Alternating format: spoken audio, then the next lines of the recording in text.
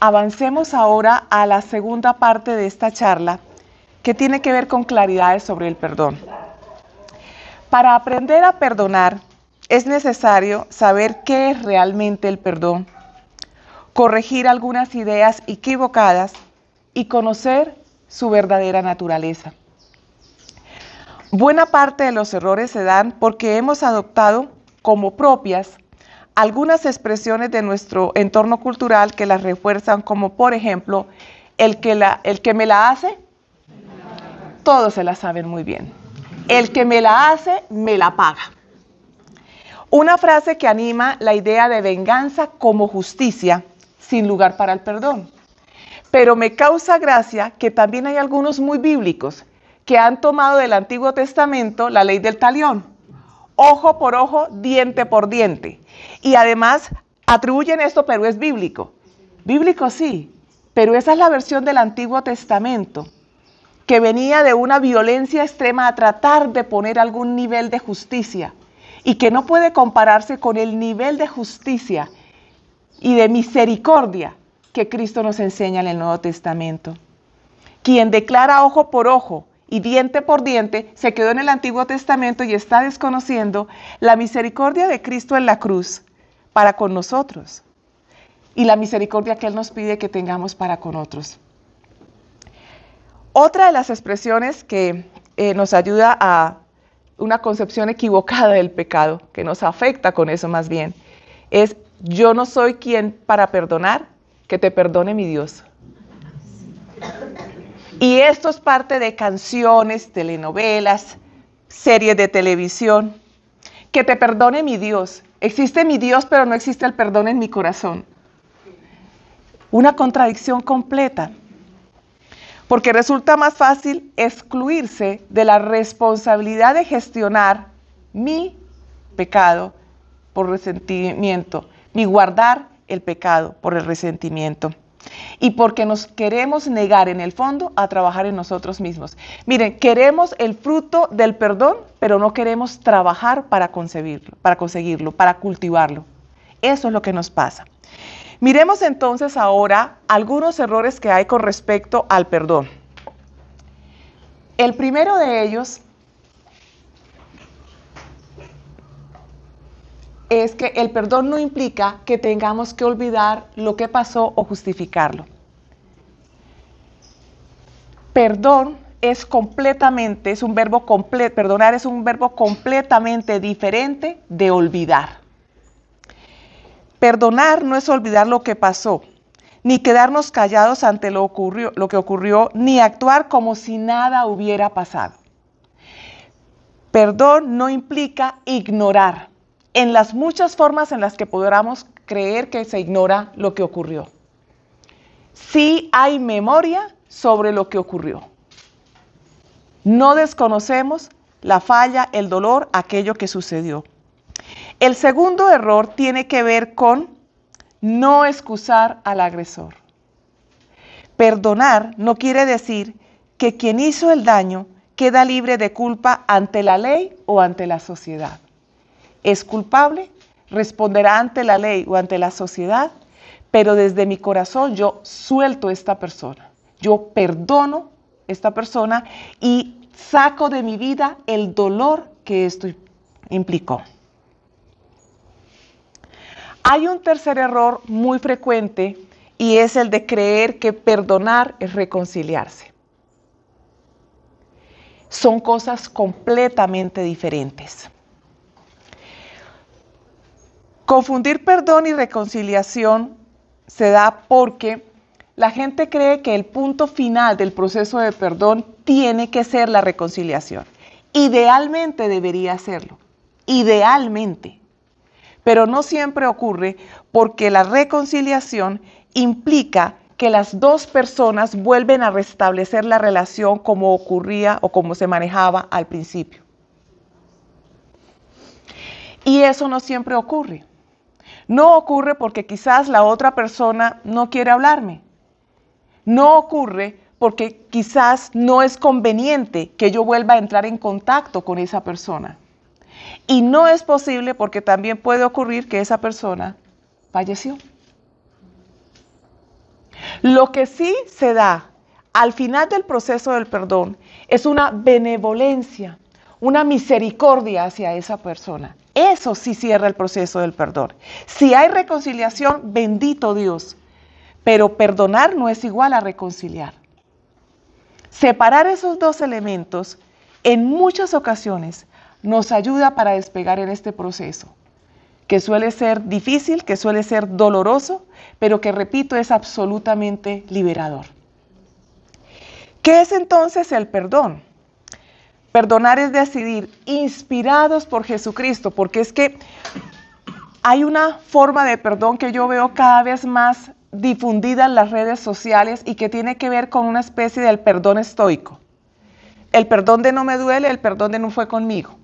El perdón de paso la página y sigo, esto no. Aquí estamos hablando del perdón cristiano. El perdón que es capaz de reconocer el dolor, pero que inspirado por Jesucristo es capaz de llegar a la misericordia. Por eso hablamos de que perdonar es decidir. Ese sí es el verbo que es equivalente. Ese sí es el verbo. No es ignorar, no es, evitar las consecuencias para el agresor, no es reconciliarse, pero sí es decidir. Decidir, inspirados por Cristo, no seguir cargando el dolor que nos causaron y aprender a ofrecer misericordia aún a pesar de las heridas que recibimos. Esto si habláramos de otras personas, pero también me he encontrado con una dificultad inmensa para perdonarnos a nosotros mismos. Perdonar también es decidir no seguir cargando el dolor que causamos y tener misericordia. Dejar que la misericordia de Dios toque nuestro corazón, pero nosotros mismos tener misericordia hacia nuestra propia persona. Y esto, mis hermanos, solamente se puede vivir al abrir el corazón para dejar que Cristo obre en nosotros. Solamente con la guía del Espíritu Santo podemos avanzar en ese camino. No es posible hacerlo por nosotros mismos. Por tanto, el perdón implica 3 elementos. El primero de ellos, abandonar el resentimiento hacia quienes nos hicieron daño, que ya de por sí tiene una serie de elementos, vamos a irlos revisando poco a poco. Abandonar el resentimiento. El segundo punto, renunciar a la venganza, no al desquite, no a ver cómo nivelamos cargas. Y el tercero, esforzarse por responder con benevolencia, compasión, generosidad y amor a quien nos ha hecho daño, independiente de que lo merezca, independiente de que pida perdón, independiente de que yo pueda expresárselo. Si alguien, por ejemplo, ya falleció, ¿cómo le expreso benevolencia? Orando por esa persona. Si alguien no me habla, si alguien tiene, se ha roto completamente, no hemos llegado a proceso de restauración, de reconciliación y no lo va a ver, pues la oración, el no murmurar contra esa persona. Hay formas de manifestar benevolencia y generosidad hacia esa persona que nos hizo daño. Puesto que el resentimiento es el abono que alimenta la raíz de amargura, como veíamos en Hebreos 12:15, vamos entonces a entrar muy profundamente o más profundamente en ese tema del resentimiento. Porque uno cree que el resentimiento es guardar la ofensa y ya. No, hay una cantidad de cosas que además les pido nuevamente que vayan tomando nota para que esas notas sean nuestro apoyo en la oración que hacemos al final. Conviene entonces que entendamos qué origina el resentimiento. El resentimiento se origina entonces en 3 causas. La primera de ellas, una acción de alguien contra nosotros. Cuando nos agreden físicamente, cuando nos insultan o cuando nos calumnian, bien sea en casa o en el trabajo o en las redes sociales, que ahora se presenta con tanta frecuencia. ¿Mi resentimiento surgió en una acción? ¿Hicieron algo contra mí? Yo te invito a que reflexiones unos pocos segundos. ¿Fue algo que hicieron contra mí? ¿Fue algo que me quitaron? ¿Fue algo que se llevaron de mi vida? Porque, por ejemplo, en un accidente murió una persona que yo amaba profundamente.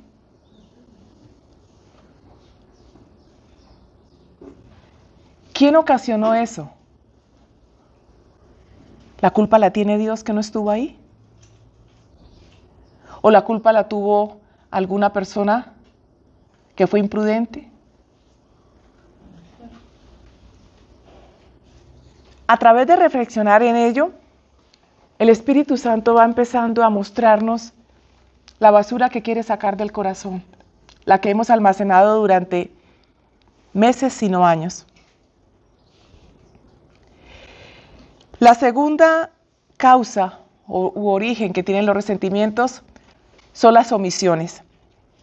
Cuando no recibimos lo que esperamos como una invitación, el agradecimiento a un servicio que prestamos o el reconocimiento por un esfuerzo que hicimos por alguien y esta persona no lo valora. Con todo el amor inmenso por los hijos, mamás, ¿cuántas están resentidas? Por ese hijo que no ayuda en casa nunca. Por ese hijo que no valora tu preocupación cuando tienes que esperarlo hasta tarde de la noche porque sabes que puede andar en malos pasos y estás muy preocupada. Pero también, señores, ¿cuántos de ustedes están resentidos por todo el esfuerzo que hacen para traer a casa la provisión, para que no falte nada en casa? Y esta mujer no agradece. O los hijos no agradecen. ¿Cuántos estamos resentidos por situaciones de trabajo? O porque los jefes no valoran, o porque los colaboradores no valoran. ¿En dónde se ha originado esa carga que nos acostumbramos a llevar como cuando uno tiene una piedra en el zapato y ya camina con ella y se formó callo, pero se va deformando el pie y el callo duele? Pero no logramos sacar esa piedrita del zapato. El tercer origen, la tercera causa de resentimientos tiene que ver con las circunstancias. Se puede estar resentido por una situación socioeconómica personal, una quiebra, por algún defecto físico o por las enfermedades que padecemos y que no aceptamos, diagnósticos crónicos o diagnósticos terminales. Situaciones que pueden traer un dolor profundo, el dolor silencioso como la fibromialgia. ¿Por qué me tocó esto a mí? ¿Por qué? Y a mí, justamente a mí, ¿por qué? Acciones, omisiones y circunstancias son entonces origen de nuestros resentimientos. Empecemos a enfocar de dónde vienen. Y avancemos ahora a los aliados que tiene el resentimiento. Entre esos aliados, porque nosotros además los cultivamos, ¿no? Está el egocentrismo. ¿Por qué el egocentrismo? Porque la persona egocéntrica es más propensa a sentirse ofendida o agraviada por las acciones de los demás y puede tener dificultad para reconocer su propia responsabilidad en aquello que hay por perdonar, su propia responsabilidad de lo que generó el conflicto con la otra persona. Quiero pedirles que tomen nota de las siguientes preguntas que pueden ayudarnos a identificar no si somos egocéntricos, sino qué nivel de egocentrismo tenemos, porque es que creemos que esto es blanco o negro y resulta que tenemos niveles de egocentrismo. Si las personas cercanas describieran cómo se sienten a tu lado, ¿hablarían más de tu capacidad de escuchar o de tu necesidad de ser escuchado? ¿Qué es lo que se hace más fuerte para ti? cuando estás con otra persona? ¿Escuchar o que te escuchen? Todos necesitamos ser escuchados. Pero con más frecuencia, ¿qué es lo que te pasa a ti? ¿Necesitas ser escuchado todo el tiempo? Otra pregunta que nos ayudaría con este tema del egocentrismo es, ¿en qué forma mi necesidad de tener la razón está impidiendo que experimente paz en mis relaciones? ¿Hasta dónde el hecho de que yo tengo que tener la razón? Mi palabra es la que vale. Lo que yo digo es que yo sí sé, es que yo sí conozco, es que yo sí tengo con qué, es que yo sí puedo. Tener la razón, ¿hasta dónde está impidiendo que yo viva en paz con los demás? Miremos el segundo de los aliados del resentimiento, el sentimentalismo. Y esto es por parejo. No me vengan a decir que esto es con las señoras. Porque he encontrado señores de un sentimentalismo que esto no es llorar con la telenovela, sino aferrarse al sentimiento. Cuando una persona vive guiada mayoritariamente, no estamos diciendo de no dar espacio a los sentimientos, estamos hablando de que mayoritariamente está gobernada por los sentimientos, lo que siente lo experimenta magnificado. Cualquier ofensa, desaire o injusticia la vive como si fuera mayor de lo que realmente fue. Y ese acrecentar el sentimiento genera una memoria emocional. Entonces, lo que me hicieron fue tan grande, que se queda grabado aquí de una manera gigantesca. Y esto facilita que nos afiancemos a ese sentimiento. Se fija en la memoria y entonces se transforma en resentimiento. Así que parte de lo que en algún momento tendremos que revisar es qué tanto de la ofensa que me hicieron es real y qué tanto fue percibido. ¿Qué tanto fue percibido? ¿Y qué tanto ocurrió? ¿Y qué tanto se agrandó después, además, por mi imaginación y por todo el paso, el camino que dejé que la imaginación recorriera? Si el sentimentalismo entonces nos gobierna y nos ayuda a afianzar los resentimientos, podríamos hacernos estas preguntas. Cuando me siento herido, ¿busco comprender lo que realmente pasó? ¿O me aferro a la emoción que me permite sentirme víctima o tener la razón? Frente a una herida, ¿qué hago? ¿Analizo lo que pasó? ¿O busco la manera de ser víctima y de salirme con la mía y decir yo tenía la razón, yo estoy en lo correcto? ¿Cuál de esos caminos tomas? Cuando tomo decisiones importantes y me apoyo más en lo que siento, por ejemplo, es decir, me apoyo más en lo que siento o busco lo que a largo plazo sea lo mejor. ¿Qué maneja mis decisiones importantes? ¿Mi sentimiento o revisar las implicaciones a futuro? Eso nos va a dar una pauta también de si el sentimentalismo nos maneja, ¿ok? Hablemos ahora de la imaginación descontrolada. La imaginación sin control distorsiona la realidad, exagera los hechos y agrava las ofensas. Un gesto menor puede percibirse como agresión intencional. ¿Se da cuenta? Es que mire cómo me mira. ¿Sí se dio cuenta? No, es que tuerce la boca apenas yo aparezco.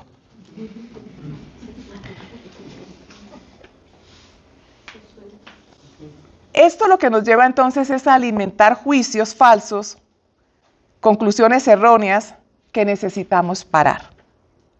La loca de la casa, como llamaba Santa Teresa de Ávila, a la imaginación descontrolada nos juega pasadas terribles. Y empezamos en un sobrepensar y a imaginar y a acrecentar y la próxima vez que me la encuentre, la próxima vez que yo lo vea, espere tantico, le voy a enseñar, va a aprender con quién se metió. Y empezamos a alimentar con la imaginación el resentimiento y a crecerlo. y a dejar que además esta raíz de amargura se afiance en la vida, por debajo, en esos pensamientos inútiles que mantenemos alrededor de lo que nos dolió. Los inútiles, porque hay pensamientos que son útiles alrededor de lo que nos dolió, los vamos a ver más adelante, pero esas raíces de resentimiento van construyendo el árbol de la amargura. Y luego la gente me pregunta, cuando trabajo con ellos en los procesos de acompañamiento, ¿por qué esta tristeza? Es que yo no logro encontrarle sentido a la vida, yo no logro sonreír, yo no logro ver luz al final del túnel. ¿Cuánto resentimiento hemos acumulado? ¿Cuánto del sentimentalismo, del egocentrismo, cuánto de esta imaginación sin control está al frente de nuestras vidas? Miremos el último de los aliados del resentimiento, y es la inseguridad. Cuando una persona es insegura y teme ser rechazada, interpreta con facilidad las acciones ajenas como desprecio o falta de valoración, incluso cuando no hay mala intención. Claramente está asociado a una baja autoestima. Y la autoestima baja se trabaja, mis hermanos, con 3 elementos. El autoconocimiento,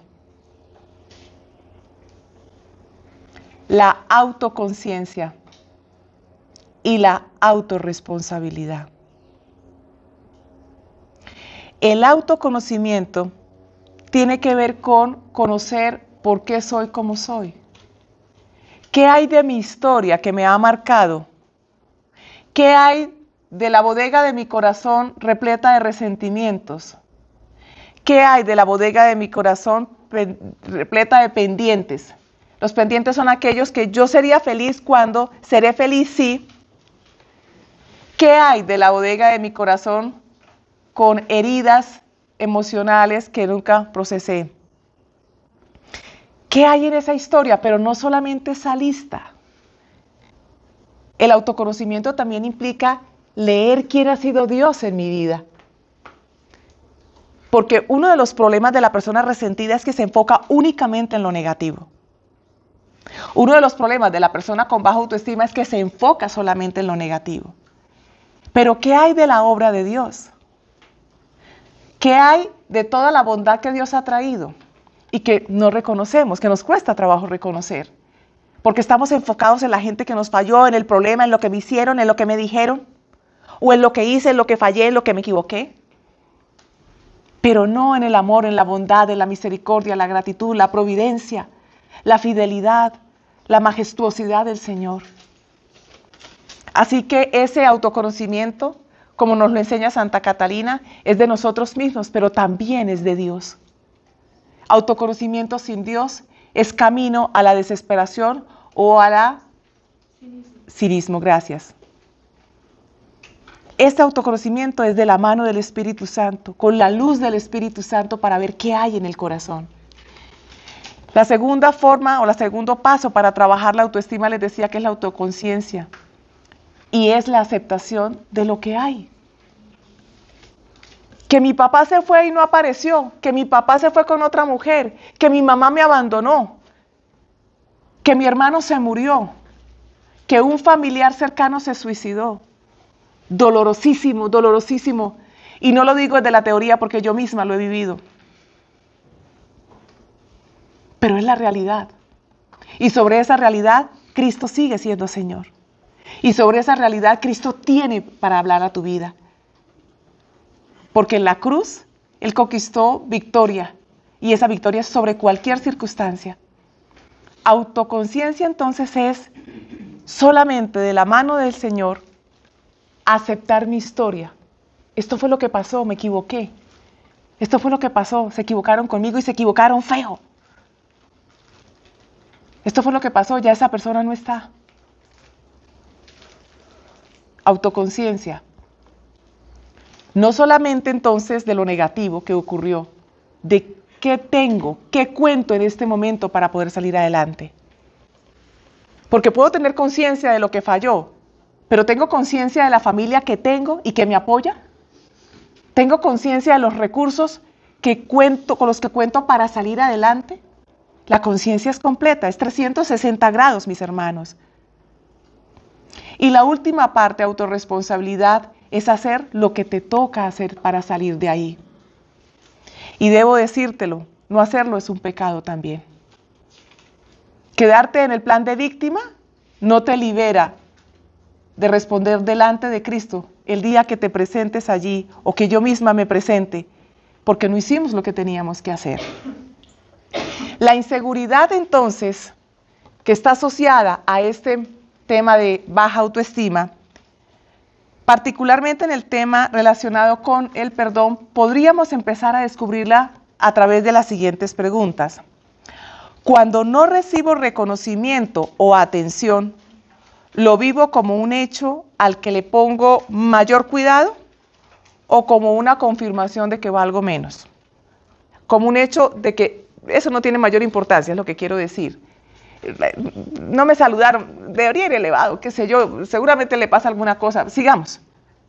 O es una ofensa gravísima y es que yo no valgo, se da cuenta cómo a mí me menosprecia todo el mundo. ¿Nos pasa?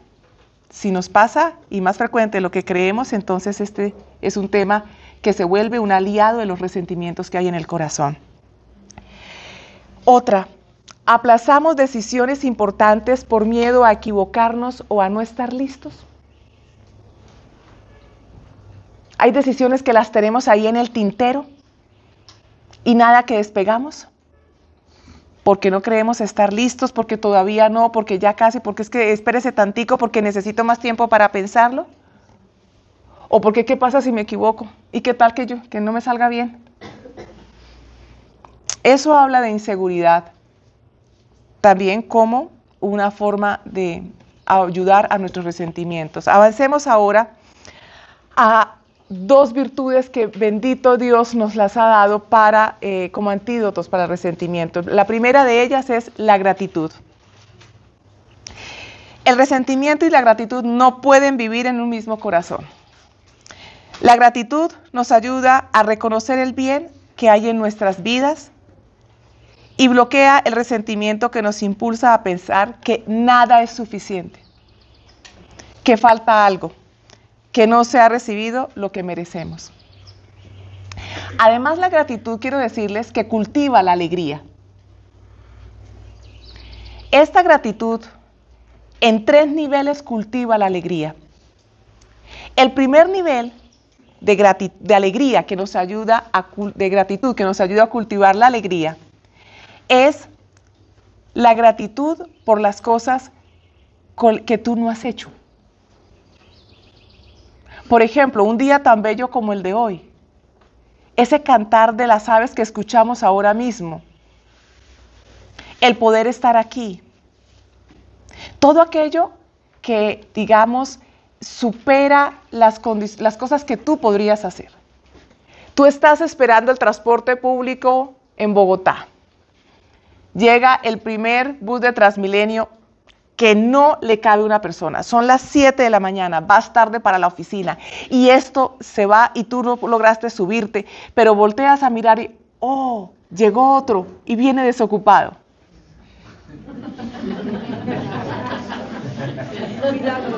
No los había visto tan alegres desde el desayuno.